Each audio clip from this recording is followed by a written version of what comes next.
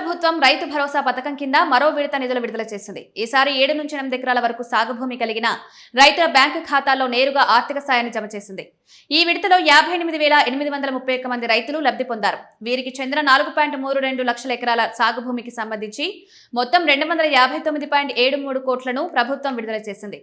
రైతులకు ఎలాంటి ఇబ్బందులు తలెత్తకుండా దశల వారీగా రైతు భరోసా నిధులను విడుదల చేస్తున్నట్లు ప్రభుత్వం తెలిపింది. ఇప్పటికే 6 విడతల్లో 7 ఎకరాల వరకు భూమి ఉన్న రైతులకు సాయం అందించగా ఇప్పుడు 7 నుంచి 8 ఎకరాల వరకు భూమి కలిగిన రైతుల ఖాతాల్లో నిధులు జమ చేసింది. రైతు భరోసా అమలు ప్రారంభమైన తర్వాత కేవలం 7 రోజుల్లోనే 7,750 కోట్లను ప్రభుత్వం రైతుల ఖాతాల్లో జమ చేసింది. దీంతో పెద్ద ఎత్తున రైతులకు ఆర్థిక భరోసా కల్పించినట్లు అధికారులు పేర్కొంటున్నారు.